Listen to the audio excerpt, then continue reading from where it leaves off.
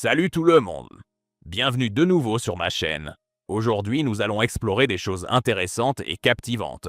N'oubliez pas de liker et de vous abonner pour ne manquer aucune nouvelle vidéo. Alors, c'est parti! Bonjour les amis, bienvenue de retour sur Histoire Reddit. Je suis ici avec une nouvelle histoire. Alors imaginez ça, un gars qui se tue littéralement au travail, des journées de 16 heures, a empêché des entreprises entières de s'effondrer. Il rentre à la maison épuisé, et sa femme n'est même pas capable de déplacer le linge de la machine à laver vers le sèche-linge. Mais par contre, elle a trouvé le temps pour une journée au spa, un sac à main à $350 et un déjeuner à $90. Les priorités, hein? Et le meilleur dans tout ça? Quand il finit par dire quelque chose, elle le regarde droit dans les yeux et lui dit « Ma présence devrait suffire. » Pardon? Quoi? Ta présence? La fille pensait être une édition limitée de collection ou quoi. Mais là où ça devient vraiment intéressant, c'est que, au lieu de pleurer dans son oreiller ou de supplier pour avoir son attention, cet homme ouvre un tableur. Un tableur chiffré, littéralement. Et il lui donne comme titre « Plan de justice froide. Restez avec moi, parce que ce qui se passe ensuite est honnêtement l'une des choses les plus satisfaisantes que j'ai jamais lues. » Elle voulait les avantages du mariage sans les responsabilités d'une épouse. Alors je lui ai donné exactement ce qu'elle me donnait. Et maintenant elle me supplie de revenir comme avant. Alors voilà. Moi, homme de 37 ans, je réfléchis depuis un moment à publier cette histoire. Je me dis que peut-être quelqu'un d'autre se trouve dans la même situation et pourrait tirer quelque chose de mon expérience. D'abord, laissez-moi me présenter. Je m'appelle Ryan. Je travaille dans la cybersécurité. Oui, je suis plutôt doué avec les ordinateurs et tout ce genre de choses. J'ai toujours été le gars discret et fiable, celui qui travaille dur et respecte les règles. J'ai grandi avec mon père qui m'apprenait le respect et la valeur du travail, pendant que ma mère m'apprenait à cuisiner et à prendre soin de moi. Mon père disait toujours, ne laisse jamais personne te marcher dessus. Mais j'imagine que j'ai oublié cette leçon pendant un moment. J'ai rencontré Vanessa, 35 ans, lors d'un barbecue chez un ami en 2017. Elle était magnifique, blonde, sportive, toujours habillée comme si elle sortait tout droit d'un magazine. Elle travaillait dans une agence de marketing, gagnait un salaire correct, mais rien de comparable à mon salaire d'analyste senior en sécurité informatique. Nous sommes mariés depuis 3 ans, après 2 ans de relation. Franchement, les débuts étaient incroyables. On ne pouvait pas se lâcher, tout semblait équilibré, et on faisait tous les deux réellement des efforts pour que ça fonctionne. Moi, je cuisinais. Le chili célèbre de mon père était son plat préféré. Elle faisait le ménage. Moi, je réparais ce qui devait l'être dans la maison. Elle gérait le calendrier social. Nous participions tous les deux aux factures. C'était un partenariat, vous voyez? Mais après notre premier anniversaire de mariage, les choses ont commencé à changer. Au début, c'était de petites choses que je ne remarquais pas vraiment. Elle a arrêté de préparer les repas spéciaux qu'elle faisait avant. Elle s'est mise à montrer moins d'intérêt quand je parlais de mon travail ou de mes hobbies. Elle a commencé à exiger davantage tout en faisant de moins en moins sa part. Je trouvais toujours des excuses pour elle. Elle est stressée par le travail. Sa mère lui crée des problèmes. Elle est fatiguée. Bref, j'ai inventé toutes les explications possibles, sauf la plus évidente qui était juste devant moi. J'étais utilisé. Utilisé pour la stabilité, le statut social et l'argent, tandis que je recevais de moins en moins en retour. Mon ami Derek, que je connais depuis le lycée et qui travaille dans le bâtiment, l'avait remarqué avant moi. Mec, chaque fois que je vous vois, elle est sur son téléphone à t'ignorer pendant que toi tu portes tout, m'a-t-il dit lors d'une soirée poker. J'ai rigolé et je lui ai dit de s'occuper de son propre mariage. J'aurais dû l'écouter. Le moment où je me suis finalement réveillé est arrivé après une journée de 16 heures à gérer une énorme faille de sécurité dans mon entreprise. Je suis rentré à la maison épuisé à 23 heures. Pas de dîner, alors qu'elle était à la maison toute la journée. L'évier était rempli de ses assiettes du petit déjeuner et du déjeuner. La lessive que je lui avais demandé de faire n'avait pas bougé. Mais bizarrement, elle avait trouvé le temps de se faire les ongles pour $200, de déjeuner à $90 dans ce bistrot branché du centre-ville avec ses amis, et d'acheter un nouveau sac à main à $350. Sa story Instagram avec la légende « Je me fais plaisir parce que je le mérite » confirmait tout ça. Quand je lui ai demandé ce qu'il en était des tâches ménagères que nous avions convenu de partager, elle a littéralement levé les yeux au ciel. « Je ne me suis pas mariée pour être une femme au foyer », a-t-elle dit sans même lever les yeux de son téléphone, pendant qu'elle envoyait des messages à sa meilleure amie Meghan, une autre princesse capricieuse mariée à un banquier. « Tu te fous de moi ?» ai-je dit, la voix montant malgré moi. « Je viens de travailler 16 heures pour empêcher notre entreprise de perdre des millions dans une cyberattaque, et tu ne peux même pas mettre le linge dans le sèche-linge. » « Arrête d'être dramatique, Ryan » a-t-elle répliqué. Moi aussi j'ai eu une journée chargée. Cette journée chargée était littéralement une journée spa, d'après ses publications. Je lui ai dit que je ne demandais pas une femme au foyer, juste une partenaire. C'est laquelle a lâché la phrase qui a tout changé.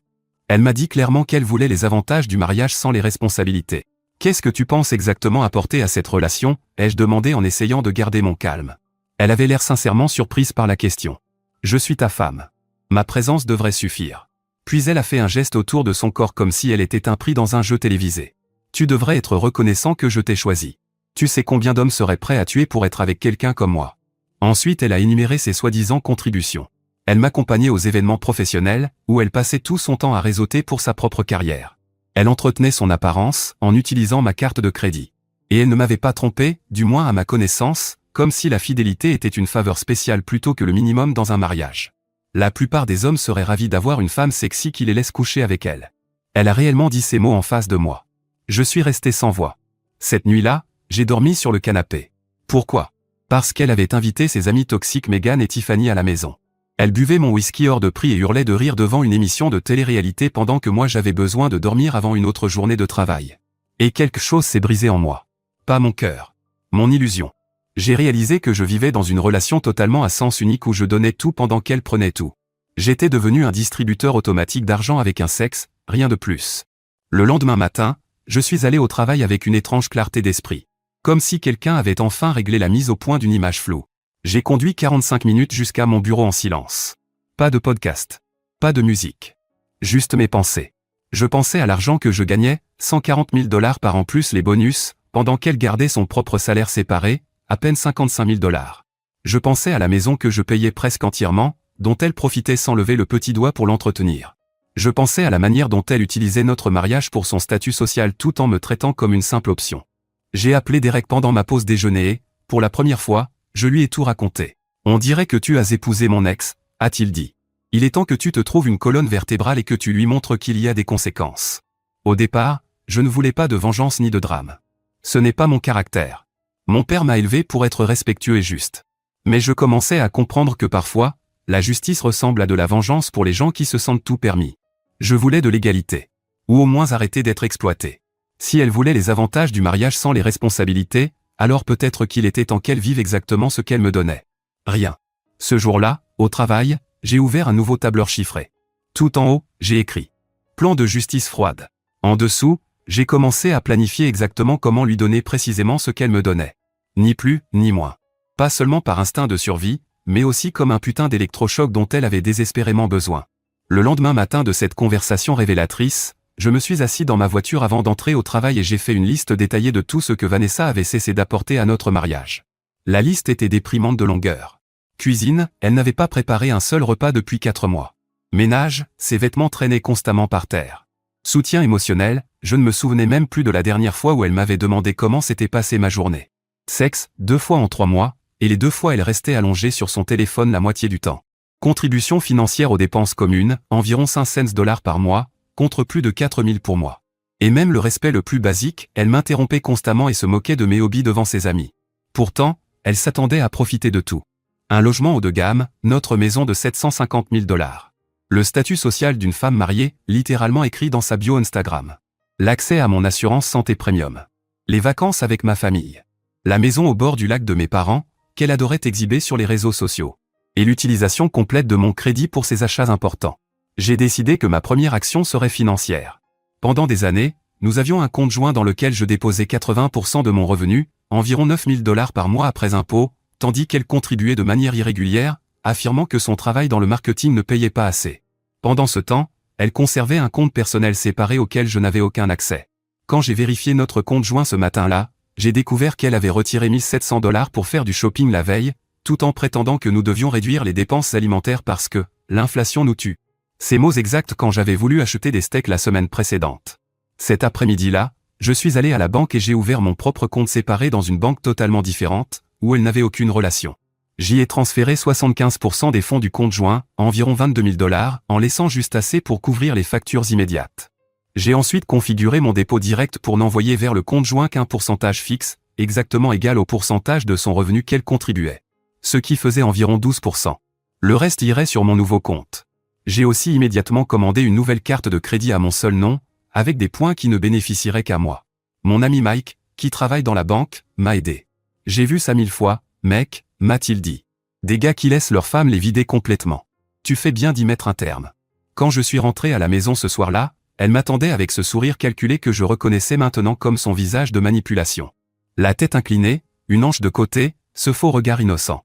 J'ai réfléchi à notre conversation, dit-elle en s'approchant de moi, portant la robe moulante que j'avais autrefois complimentée. J'étais stressé. Tu sais que j'apprécie tout ce que tu fais.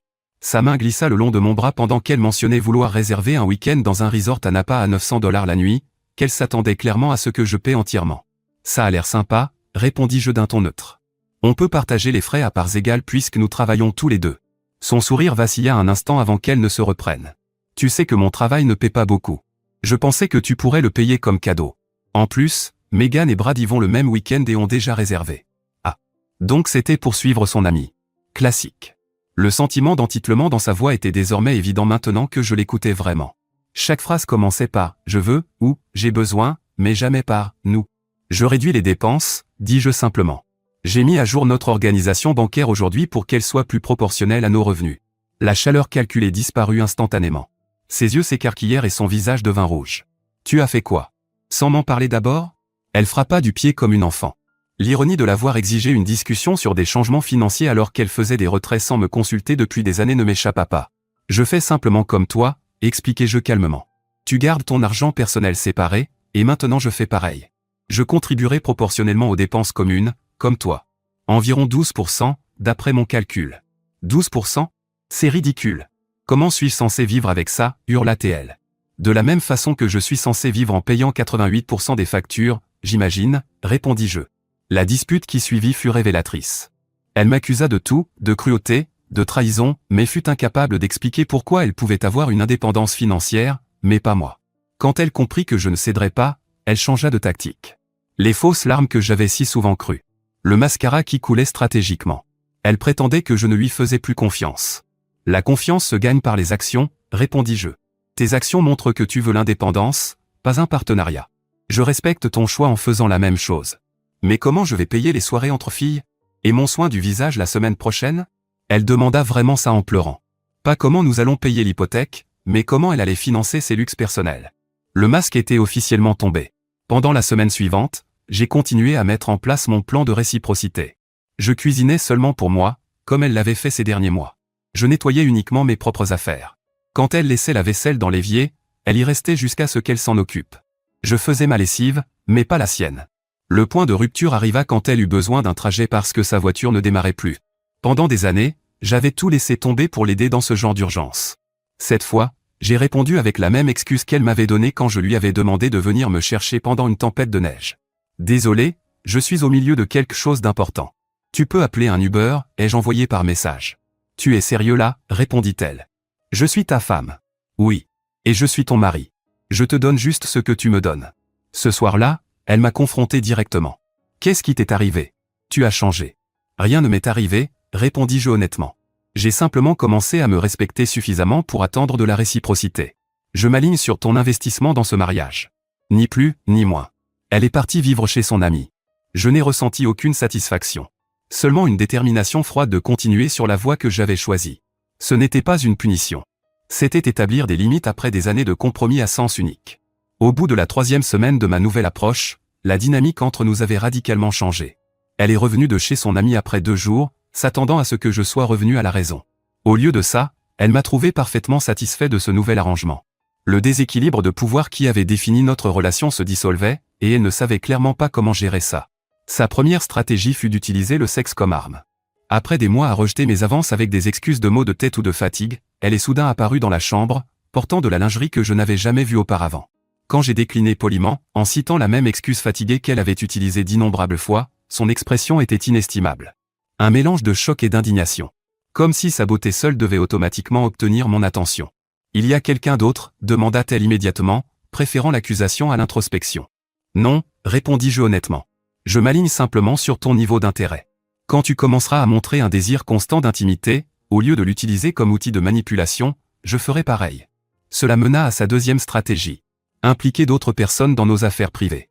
Le lendemain, mon téléphone explosa de messages venant de membres de sa famille me demandant pourquoi je la maltraitais. Selon le récit soigneusement construit qu'elle leur avait raconté, j'étais soudain devenu froid et contrôlant sans aucune raison. Elle avait commodément omis les années de déséquilibre qui avaient conduit à mon changement de comportement. Plutôt que d'entrer dans les détails avec sa famille, J'ai répondu à chaque message de la même manière. J'apprécie votre inquiétude, mais c'est une affaire entre ma femme et moi. Pendant ce temps, je documentais chaque tentative de manipulation dans un journal. Pas par mesquinerie, mais comme rappel de la réalité lorsque le doute commençait à s'installer. Sa troisième stratégie est apparue lors d'un dîner avec nos amis les plus proches. C'était une performance publique soigneusement calculée. Elle était excessivement affectueuse, mentionnant à plusieurs reprises des choses qu'elle avait soi-disant faites pour moi, dont la plupart n'avaient jamais existé. Quand nos amis ont demandé quels étaient nos projets pour le week-end de vacances à venir, elle s'est précipitée pour répondre. On pense aller à la maison du lac. Il travaille tellement dur et j'ai envie de lui faire plaisir. La maison du lac appartenait à ma famille. Le cadeau viendrait entièrement de ma poche. Nos amis ont hoché la tête avec approbation devant sa générosité apparente. En fait, suis-je intervenu calmement, nous n'avons encore discuté d'aucun plan. Si tu veux organiser un voyage, on devrait parler de la façon dont on va partager les coûts. L'éclair de colère qui traversa ses yeux fut rapidement caché par un rire. Oh, il est tellement pratique ces derniers temps, dit-elle à nos amis en serrant mon bras avec des ongles qui s'enfonçaient un peu trop fort. Après le départ de nos amis, elle explosa. Comment oses-tu me contredire devant eux? Tu m'as fait passer pour quelqu'un de ridicule. J'ai simplement dit la vérité, répondis-je. Si tu veux te présenter comme quelqu'un de généreux, fais des offres réellement généreuses qui ne reposent pas sur mes ressources. La confrontation s'intensifia jusqu'à ce qu'elle sorte son atout final. Mon père a toujours dit que je méritais un homme qui me fournirait tout sans poser de questions. Peut-être qu'il avait raison, peut-être que tu n'es tout simplement pas à la hauteur. Pendant des années, cette comparaison avec un fournisseur parfait imaginaire m'aurait profondément blessé. Cette fois, j'ai simplement hoché la tête. Tu as le droit de penser ça, et moi j'ai le droit d'attendre un partenariat plutôt qu'une servitude. Si ce n'est pas ce que tu veux, peut-être que nous devrions reconsidérer ce mariage. Le fait que l'idée de mettre fin à notre relation vienne de moi, et non comme une menace manipulatrice de sa part, la déstabilisa visiblement. La réalité financière d'un divorce semblait soudain lui apparaître. Sans accès à mon revenu, son style de vie changerait radicalement. Son expression passa instantanément de la colère au calcul. « Je ne veux pas ça », dit-elle en adoucissant sa voix. « On peut arranger les choses. » J'ai répondu que c'était possible, mais seulement avec des attentes claires de réciprocité. Ce soir-là, pour la première fois depuis des années, elle a lavé la vaisselle après le dîner sans que je le lui demande. C'était un petit geste. Mais il révélait quelque chose d'essentiel. Elle était capable de contribuer quand elle était correctement motivée. Le véritable test arriva le week-end suivant, quand ma voiture eut besoin de réparation. Pendant des années, j'avais géré tout l'entretien des véhicules pour nos deux voitures. Cette fois, j'ai emmené la mienne au garage, mais j'ai laissé la sienne avec sa vidange en retard. « Quand vas-tu emmener ma voiture au garage ?» demanda-t-elle, s'attendant clairement à ce que je m'en occupe comme d'habitude. « Je ne vais pas le faire », répondis-je simplement. « Je m'occupe de ma voiture, tu t'occupes de la tienne. C'est ça, l'égalité. » Alors qu'elle essayait de comprendre cette nouvelle réalité où ses problèmes n'étaient plus automatiquement les miens, j'ai réalisé quelque chose d'important. Ce n'était plus seulement une question de sauver mon mariage. C'était une question de me sauver moi-même d'une vie entière de sacrifices à sens unique qui finirait par me laisser vide. Un mois après le début de mon plan de réciprocité, la confrontation que j'attendais finit par arriver. Tout commença avec un relevé de carte de crédit arrivé par la poste. 3200 $ facturés sur une carte de crédit commune. La plupart pour des vêtements de créateurs et des soins de salon coûteux. Pendant des années, j'avais absorbé ces coûts en silence malgré notre accord de discuter de tout achat dépassant 200 $. Ces jours-là étaient terminés. J'ai posé le relevé sur le comptoir de la cuisine et lui ai envoyé un message disant que nous devions en parler quand elle rentrerait. Elle répondit par un simple « peu importe », montrant qu'elle n'avait toujours pas compris le changement fondamental dans notre dynamique. Quand elle arriva à la maison et me vit assis calmement à la table de la cuisine avec le relevé devant moi, son expression oscilla entre défi et calcul. Elle choisit la stratégie qui avait toujours fonctionné auparavant. La distraction. « Tu ne croirais pas la journée que j'ai eue », commença-t-elle en se lançant dans un long récit de drame au travail. Je l'ai écoutée poliment. Puis, quand elle eut fini, je suis revenu calmement au sujet. À propos des dépenses sur la carte de crédit, dis-je en tapotant le relevé. Je paierai ma part des dépenses communes du foyer. Les achats personnels que tu as faits devront être payés depuis ton compte. Elle resta figée. Ce n'est pas comme ça qu'on a toujours fait. L'ancien arrangement ne fonctionnait pas pour moi, répondis-je calmement. Tout comme tu as décidé unilatéralement que certaines responsabilités conjugales ne te convenaient plus. Sa voix monta immédiatement. Donc c'est une punition parce que je ne suis pas ta cuisinière et ta femme de ménage personnelle. Ce n'est pas une punition, corrigeai-je. C'est une conséquence. Tu voulais l'indépendance vis-à-vis des attentes traditionnelles tout en conservant les avantages traditionnels. Je n'applique que le même principe aux finances. Ce qui suivit fut la conversation la plus honnête que nous ayons eue depuis des années. Elle m'accusa de changer les règles en plein milieu de la partie. Je lui rappelai que c'était elle qui les avait changées la première lorsqu'elle avait décidé que le mariage était une rue à sens unique davantage. Elle dit que j'étais mesquin. Je répondis que j'étais précis, donnant exactement ce que je recevais. Est-ce que tu m'aimes encore, demanda-t-elle finalement, les larmes aux yeux. Des larmes que j'avais déjà vues quand la logique échouait et que la manipulation émotionnelle devenait son arme. Je t'ai épousé parce que je t'aimais, répondis-je honnêtement. Mais l'amour a besoin de respect pour survivre. Et le respect exige de la réciprocité. La dispute s'intensifia jusqu'à ce qu'elle attrape son téléphone et appelle son père, mettant l'appel sur haut-parleur avec un regard triomphant. J'ai immédiatement reconnu la tactique. Elle mobilisait son allié le plus puissant, s'attendant à ce que je cède comme lors de nos disputes précédentes. « Papa, il refuse de payer la facture de la carte de crédit », dit-elle d'une voix soudain petite et victime. La voix grave de son père remplit la cuisine. Quel est le problème? Un vrai homme prend soin des besoins de sa femme sans se plaindre. Dans le passé, j'aurais cédé sous cette pression. Cette fois, j'ai parlé directement et avec assurance. Monsieur, avec tout le respect que je vous dois, un véritable partenariat implique un soutien et une contribution mutuelle. Je suis heureux d'en discuter avec ma femme, mais cela nous concerne tous les deux. Le silence qui suivit fut lourd. Son père, peu habitué à être contredit, balbutia avant d'exiger de parler à sa fille seule. Elle prit l'appel dans une autre pièce, mais j'entendais sa voix de plus en plus agitée. Apparemment, son père ne lui donnait pas l'intervention qu'elle espérait. Elle revint 20 minutes plus tard, le visage rouge de colère. Il dit que je devrais me demander si ce mariage me convient vraiment. C'est une question juste, répondis-je. Une question que nous devrions tous les deux nous poser. Est-ce qu'une relation basée sur un partenariat authentique est vraiment quelque chose que tu veux? L'incertitude traversa son visage. Le scénario ne se déroulait pas comme prévu. Ses tactiques habituelles échouaient, et elle semblait réellement ne pas savoir quoi faire sans elle. Cette nuit-là, un changement surprenant se produisit. Sans en parler, elle prépara le dîner pour nous deux, quelque chose qu'elle n'avait pas fait depuis des mois. Ce n'était pas un repas sophistiqué. Juste des pâtes avec une sauce en bocal. Mais le geste lui-même disait beaucoup. Elle testait si la réciprocité pouvait aussi jouer en sa faveur. Alors que nous mangions dans un silence relatif, je réalisais que ce n'était plus seulement une question de corriger une relation déséquilibrée. Il s'agissait de découvrir s'il restait encore quelque chose entre nous qui méritait d'être sauvé, une fois les manipulations et les attentes à sens unique éliminées. La paix fragile qui s'était installée après notre conversation honnête a duré exactement 3 semaines avant que la confrontation finale n'arrive. Pendant ces semaines, nous avons vécu dans une trêve inconfortable. Elle faisait des efforts occasionnels pour agir comme une véritable partenaire, elle prenait en charge certaines tâches ménagères, participait aux décisions, et initiait même parfois l'intimité sans arrière-pensée. De mon côté, je correspondais exactement à ces efforts, en maintenant le principe de réciprocité tout en l'observant attentivement. Puis arriva la facture de carte de crédit de son week-end avec Megan et Tiffany. 6 900 $ facturés sur notre compte commun. Les dépenses comprenaient soins de spa de luxe, 2200 $. Dîner dans des restaurants chers, 1500 $. Achat dans des boutiques haut de gamme, 3000 $. Et même une séance chez une voyante, 200 $. Tout cela bien au-delà de notre limite de dépenses convenue.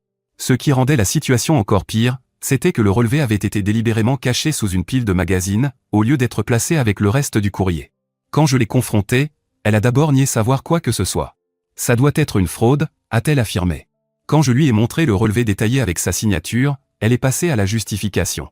Je travaille dur. Je mérite de belles choses. Elle tapa même du pied encore une fois. Je suis d'accord que tout le monde mérite des récompenses pour son travail, répondis-je. Mais ces récompenses doivent correspondre à leur contribution et venir de leurs propres revenus. Ses yeux se plissèrent. Donc tu refuses de payer. Je paierai ma part de nos dépenses communes comme convenu. Les luxes personnels sont ta responsabilité. Je pouvais voir le calcul dans son regard pendant que son expression passait de la colère à une vulnérabilité soigneusement jouée. Je ne peux pas payer ça toute seule, admit-elle d'une voix volontairement fragile. Mon travail ne paie pas assez. Dans ce cas, peut-être que les week-ends de spa de luxe ne devraient pas être une priorité, suggérai-je. Ou peut-être qu'un travail mieux payé serait à envisager. Je crois que Starbucks recrute. Ils offrent aussi des avantages. Elle me regarda comme si je venais de dire quelque chose de scandaleux, plutôt que d'évoquer la responsabilité financière de base que la plupart des adultes gèrent chaque jour. Puis vint l'ultimatum que j'attendais à moitié depuis des mois. Si tu ne paies pas cette facture en entier, je veux le divorce. Les mots restèrent suspendus dans l'air entre nous. Dans le passé, une telle menace m'aurait poussé à me précipiter pour l'apaiser, pour sauver un mariage dans lequel j'avais tant investi malgré la misère qu'il me causait. Cette fois, j'ai ressenti un calme inattendu. Je comprends, répondis-je simplement. Si c'est ta décision, je la respecterai. Ma réponse n'était clairement pas celle qu'elle attendait. Elle recula immédiatement. Je ne veux pas vraiment ça. Je veux juste que tu comprennes à quel point c'est sérieux. Je comprends parfaitement, l'assurai-je. Tu dis que si je ne finance pas des achats de luxe faits sans consultation, notre mariage n'est pas viable. De ton point de vue, cela clarifie parfaitement tes priorités. Elle tenta encore plusieurs appels émotionnels, accusations de cruauté, souvenirs de la période où nous étions heureux. Quand cela échoua, elle passa aux menaces de divorce et de partage des biens, pensant clairement que ce levier financier me ferait céder. Tu as tout à fait droit à une division équitable de nos biens matrimoniaux, répondis-je calmement. J'ai déjà consulté un avocat concernant une répartition équitable basée sur les contributions. Ce que je ne lui ai pas dit, c'est que je documentais tout depuis des mois, que j'avais déjà déplacé certains actifs, et que je recevais les conseils de Mike à la banque, qui avait vu ce scénario des centaines de fois. La mention d'un avocat la réduisit au silence pendant un instant. Tu as parlé à un avocat derrière mon dos. Je me suis préparé à la possibilité que la réciprocité ne soit pas acceptable pour toi à long terme, expliquai-je. Tout comme tu t'es préparé à ton indépendance financière en gardant des comptes séparés pendant tout notre mariage. Dans le silence stupéfait qui suivit, j'ajoutai. Je préférerais construire quelque chose d'authentique avec toi. Mais je ne reviendrai pas à un arrangement où je donne tout et reçois presque rien en retour. Elle quitta la maison sans un mot. Tard dans la nuit, elle revint pour une dernière tentative. La séduction comme manipulation, la stratégie qui avait réglé tant de disputes dans le passé en contournant toute résolution réelle. Je refusai fermement, expliquant que l'intimité devait être une expression de connexion, pas un outil de contrôle. Ce rejet sembla finalement sceller la réalité de notre nouvelle dynamique. Elle fit un sac et annonça qu'elle resterait chez sa sœur, jusqu'à ce que tu retrouves la raison. 3 jours plus tard, je reçus les papiers du divorce. Mais c'est là que mon histoire prend une tournure différente de ce que vous pourriez attendre. Ma préparation avait été bien plus complète qu'elle ne pouvait l'imaginer. Quand elle reçut ma contre-requête, elle incluait des captures d'écran où elle admettait dans des messages à Meghan qu'elle cachait volontairement certaines dépenses. Des relevés bancaires montrant son schéma d'abus financier. La documentation du véritable partage des contributions du foyer, 88%/12%. Des captures d'écran où elle se moquait de moi auprès de ses amis. Des preuves qu'elle prévoyait de changer de mari quand j'obtiendrais ma promotion attendue. La semaine suivante, tout s'est effondré dans sa vie. Son entreprise annonça des licenciements et son poste fut supprimé. Son amie toxique Meghan, en plein divorce elle aussi, ne pouvait pas l'aider financièrement. Ses cartes de crédit étaient au maximum à cause du week-end au spa et de ses séances de shopping. C'est alors que les messages ont commencé. On devrait en parler en personne. Je pense que j'ai été trop rapide. Est-ce que je peux rentrer à la maison? Juste pour discuter? Je n'ai pas répondu pendant 3 jours. Quand je l'ai fait, j'ai simplement écrit. Tu peux passer samedi à 10h pour discuter des questions financières. Quand elle est arrivée, la princesse arrogante avait disparu. À sa place se trouvait une femme désespérée qui venait soudain de comprendre que les actions ont des conséquences. Elle avait maigri. Ses vêtements de créateur avaient été remplacés par un jean simple et un pull. Ryan? Commença-t-elle, les larmes déjà aux yeux. J'ai beaucoup réfléchi. Tu me manques. Ce que nous avions me manque. Quelle partie? Demandai-je. Celle où je payais tout pendant que tu ne contribuais à rien? Celle où tu te moquais de moi avec tes amis? Ou celle où tu disais à Meghan que tu comptais me remplacer par un mari plus riche? Son visage devint blanc. Tu as vu ces messages? J'ai tout vu, Vanessa. Les plans, les manipulations, tout. Je ne pensais rien de tout ça, sanglota-t-elle. J'étais stupide et gâté et j'ai besoin de toi. On m'a licencié. Mes cartes sont pleines. Meghan ne peut pas m'aider. Et voilà. Pas, je t'aime, ni, j'avais tort. Mais, j'ai besoin de toi. Plus précisément, elle avait besoin de mon argent. Donc, pour être clair, dis-je calmement, maintenant que tu as des problèmes financiers, tu as décidé que notre mariage valait la peine d'être sauvé. Elle hocha la tête avec empressement. Je peux changer. Je ferai le ménage. Je contribuerai plus. Tout ce que tu veux. Je pris une profonde inspiration. Je veux une partenaire. Pas une dépendante qui se comporte bien seulement quand elle est désespérée. Le divorce suit son cours comme prévu. Ce qui suivit fut la crise la plus spectaculaire que j'ai jamais vue. Elle criait, suppliait, menaçait, tout cela en quelques minutes. Elle se mit même à genoux, agrippant mes jambes, le mascara coulant sur son visage. S'il te plaît, Ryan, je ferai n'importe quoi. Je n'ai nulle part où aller. Mes parents ne veulent pas m'aider. Ils ont dit que j'avais fait mon lit. Pendant un instant, j'ai presque eu pitié d'elle. Presque. Tu avais un mari qui aurait tout fait pour toi. Tu as choisi l'entitlement plutôt que le partenariat. Ces choix ont des conséquences. Alors qu'elle partait, elle se retourna à la porte. Qu'est-ce que je suis censé faire maintenant? Trouver un travail, Vanessa. Comme le reste d'entre nous. 6 semaines plus tard, notre divorce fut finalisé avec des conditions qui me favorisaient largement, grâce aux preuves. Elle n'obtint rien au-delà du minimum légal, ce qui n'était pas grand-chose étant donné la brièveté de notre mariage et la documentation montrant sa contribution, ou plutôt son absence de contribution. Par des amis communs, j'ai appris qu'elle avait déménagé dans un studio et accepté un poste d'assistante exécutive, une énorme rétrogradation par rapport à son travail dans le marketing. Son Instagram, autrefois rempli de publications luxueuses, devint silencieux. 1 an après le divorce, j'ai reçu une lettre d'elle. Elle était étonnamment réfléchie et sincère, reconnaissant son comportement d'enfant gâté et ses erreurs. Trop peu, trop tard. Mais cela suggérait qu'elle finirait peut-être par grandir en tant que personne. Pendant ce temps, ma vie s'améliorait considérablement. La promotion arriva, portant mon salaire à 180 000 $. J'ai remboursé la maison, désormais la mienne seule, commencé à voyager davantage et renouer avec de vieux amis que j'avais négligés pendant mon mariage. Derek m'a présenté Sarah, l'amie de sa femme. Une infirmière pédiatrique qui payait sa part, cuisinait des repas incroyables parce qu'elle aimait ça, et qui écoutait vraiment quand je parlais. La différence était le jour et la nuit. Le mois dernier, quelque chose d'inattendu s'est produit. J'étais dans un steakhouse haut de gamme avec ma nouvelle petite amie pour célébrer ma promotion au poste de directeur de la sécurité informatique. 250 000 $ maintenant, plus des stock options. Nous savourions une bouteille de vin à 200 $ quand Vanessa s'est approchée de notre table. Elle n'était pas cliente. Elle était notre serveuse. Ryan, dit-elle d'une petite voix. Les mèches blondes coûteuses avaient disparu. Les vêtements de créateur avaient été remplacés par l'uniforme d'une serveuse. Comment vas-tu?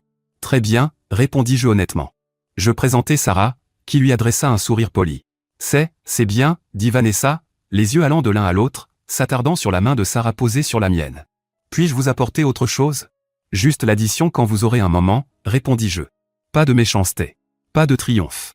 Je ne ressentais rien d'autre qu'une légère pitié. Quand elle s'éloigna, Sarah demanda. Ton ex-femme? Oui. Tu ne m'avais jamais dit qu'elle travaillait comme serveuse. Je ne le savais pas, répondis-je honnêtement. Mais ça ne m'étonne pas. Les actions ont des conséquences. Quand Vanessa apporta l'addition, elle glissa un petit mot en dessous. J'ai attendu de sortir du restaurant pour le lire. Je suis désolé pour tout. Je n'ai compris ce que j'avais qu'après l'avoir perdu. Tu avais raison sur tout. J'ai dû apprendre à la dure que le monde ne me doit rien. Si tu veux un jour discuter, j'aimerais m'excuser correctement. Je l'ai froissé et jeté dans une poubelle devant le restaurant. Sarah me regarda avec curiosité. Le passé doit rester dans le passé, dis-je. J'ai déjà tout ce dont j'ai besoin ici. 2 semaines après cette rencontre, j'ai reçu un message d'un numéro inconnu. C'est Vanessa. S'il te plaît, pouvons-nous parler? J'ai tout perdu. Mon appartement étant saisi. Je n'ai nulle part où aller. Mes parents ne veulent pas m'aider. J'ai fait de terribles erreurs. Je sais que je ne mérite pas ton aide, mais je ne sais plus vers qui me tourner. J'ai montré le message à Derek autour d'une bière ce soir-là. Ne tombe pas dans le piège, mec, m'avertit-il. Manipulation classique. Je n'ai aucune intention de la sauver, le rassurai-je. Mais je suis curieux de savoir ce qu'elle veut. J'ai accepté de la rencontrer dans un café public. Quand elle est arrivée, je l'ai à peine reconnue. La femme qui dépensait autrefois 800 $ par mois en soins de peau avait l'air fatiguée, usée. La vie n'avait clairement pas été tendre avec elle depuis notre divorce. Merci d'être venu, dit-elle en tordant ses mains. Je ne sais pas par où commencer. Et si tu commençais par la vérité, pour une fois, suggérai-je. Elle s'est effondrée là, au milieu du café. Entre ses larmes, elle avoua tout. Comment elle m'avait pris pour acquis. Comment elle m'avait utilisé. Comment elle prévoyait de me remplacer une fois que je serais suffisamment riche. Elle admit aussi m'avoir trompé une fois avec son patron, ce que je ne savais pas. Et comment le karma l'avait rattrapé quand il l'avait licencié lors des réductions de personnel malgré leur liaison. J'ai touché le fond, dit-elle finalement. J'ai 40 000 $ de dette de carte de crédit. J'ai été expulsé de mon appartement. Ma voiture a été saisie la semaine dernière. Megan ne me parle plus depuis son divorce. Je n'ai plus rien. Puis vint la véritable raison de notre rencontre. J'espérais, peut-être que je pourrais rester à la maison pendant un moment. Juste le temps de me remettre sur pied. Je ne te dérangerai pas. Je pourrais aider à la maison comme avant. Enfin, mieux qu'avant. J'ai presque ri devant l'ironie. Maintenant qu'elle subissait les conséquences de ses actes, elle était soudain prête à contribuer. Classique. Vanessa, dis-je doucement mais fermement, ce que tu vis maintenant est la conséquence naturelle de tes choix. L'entitlement, la manipulation, prendre sans jamais donner, tout cela t'a mené ici. Je ne peux pas te sauver de ça. Mais je ferai n'importe quoi, supplia-t-elle en attrapant ma main à travers la table. J'ai changé. J'ai appris ma leçon. Si tu as vraiment changé, alors tu trouveras ton chemin sans utiliser quelqu'un d'autre comme béquille. C'est ce que font les adultes responsables. En me levant pour partir, j'ai posé 500 $ en espèces sur la table. C'est un geste unique. Pas parce que tu le mérites, mais parce que je choisis d'être gentil malgré la façon dont tu m'as traité. Utilise cet argent pour acheter un billet de bus vers tes parents ou trouver une chambre à louer. Après ça, ne me contacte plus. Le mélange de gratitude et d'humiliation sur son visage est quelque chose que je n'oublierai jamais. Je suis parti en ressentant non pas de la satisfaction, mais un sentiment de clôture. Je lui avais donné exactement ce qu'elle m'avait donné pendant notre mariage. Le strict minimum. Et maintenant, j'étais libre de donner beaucoup plus à quelqu'un qui le mérite vraiment. 3 ans se sont écoulés depuis le divorce et 5 mois depuis cette rencontre au café. j'ai appris par des amis communs que Vanessa avait finalement déménagé dans sa ville natale, trouvé un emploi de réceptionniste, et vivait avec une colocataire dans un petit appartement. Ses réseaux sociaux ont disparu. Plus de vie luxueuse à exhiber qu'elle n'avait jamais réellement gagné. Pendant ce temps, Sarah a emménagé avec moi le mois dernier. Nous partageons les dépenses à parts égales, malgré mon revenu bien plus élevé, parce que c'est ce qu'elle insiste pour faire. Elle cuisine parce qu'elle aime ça, pas parce qu'elle y est obligée. Je m'occupe du jardin parce que cela me détend. Quand l'un de nous passe une mauvaise journée, l'autre prend le relais sans compter les points. C'est ainsi qu'un véritable partenariat devrait fonctionner. Parfois, mon esprit revient à ce tableur. Mon plan de justice froide. Celui qui m'a sauvé d'une vie entière à être utilisé. Au final, ce n'était pas une question de vengeance. Même si la justice a été satisfaisante. C'était une question de me respecter suffisamment pour exiger la réciprocité. De comprendre que les relations saines ne peuvent pas survivre quand une personne prend constamment pendant que l'autre donne. La leçon la plus importante que j'ai apprise. Les personnes qui vous apprécient vraiment ne considèrent pas le respect et la contribution comme optionnels. Elles donnent librement parce qu'elles le veulent, pas parce qu'elles y sont forcées. Et elles n'attendent certainement pas d'être désespérées pour commencer à bien vous traiter. Alors pour tous les hommes qui lisent ceci et qui se reconnaissent dans mon histoire. Vous n'êtes pas fou. Vous n'êtes pas égoïste de vouloir un équilibre. Et vous n'êtes pas obligé de financer le style de vie arrogant de quelqu'un d'autre. Levez-vous pour vous-même avant qu'il ne soit trop tard. La bonne personne ne vous fera jamais vous battre pour obtenir un respect de base. Alors ma famille YouTube, voici mon avis sur cette histoire. D'abord, Ryan. Écoutez, je comprends. Vraiment. Quand quelqu'un profite de vous pendant des années, il arrive un moment où quelque chose craque à l'intérieur. Vous ne voulez plus réparer les choses, vous voulez que la personne ressente enfin les conséquences. Et honnêtement, son approche n'était même pas si extrême que ça. Il n'a pas détruit sa vie. Il a simplement arrêté de porter la sienne. C'est tout. Il a égalé son énergie, protégé ses finances, tout documenté, et quand le divorce est arrivé, il était prêt. Intelligent, calculé, et honnêtement assez juste quand on y pense. Mais voici mon véritable point de vue, Vanessa n'est pas seulement la méchante de cette histoire. C'est aussi un avertissement. Elle croyait sincèrement que sa beauté et sa présence étaient une monnaie qui ne perdrait jamais de valeur. Personne ne lui a jamais dit non. Son père l'encourageait. Ses amis Meghan et Tiffany l'encourageaient. Et Ryan l'a encouragée pendant des années. Donc quand la réalité a finalement frappé à sa porte, elle n'avait aucun outil pour y faire face. Aucun. Et quand on y réfléchit vraiment, c'est assez triste. Mais la scène du café m'a marqué. Parce que même au fond du trou, son premier réflexe était encore « Est-ce que je peux rester chez toi ?» Même après tout. Ce n'est pas quelqu'un qui a complètement changé. C'est quelqu'un de désespéré, qui revient au seul mécanisme qu'il a toujours connu.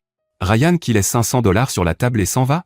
C'était probablement l'acte le plus mature émotionnellement de toute l'histoire. Maintenant, parlons des leçons. Et elles s'appliquent à tout le monde, pas seulement aux hommes. Première leçon, l'amour sans réciprocité, c'est simplement de la commodité déguisée. Si quelqu'un n'est présent que lorsqu'il a besoin de quelque chose, vous avez déjà votre réponse. Deuxième leçon, les gens vous traiteront exactement aussi bien que vous les laissez vous traiter. Le moment où Ryan a cessé d'accepter le strict minimum, le comportement de Vanessa a changé. Immédiatement. Troisième leçon, se construire en silence est la réponse la plus puissante quand les autres vous sous-estiment. Ryan a obtenu la promotion, la maison, et Sarah. Vanessa a obtenu un studio et un uniforme de serveuse. Les actions finissent toujours par vous rattraper. Toujours. Merci de m'avoir regardé sur Histoire Reddit. N'oubliez pas de liker et de vous abonner. On se retrouve dans la prochaine histoire.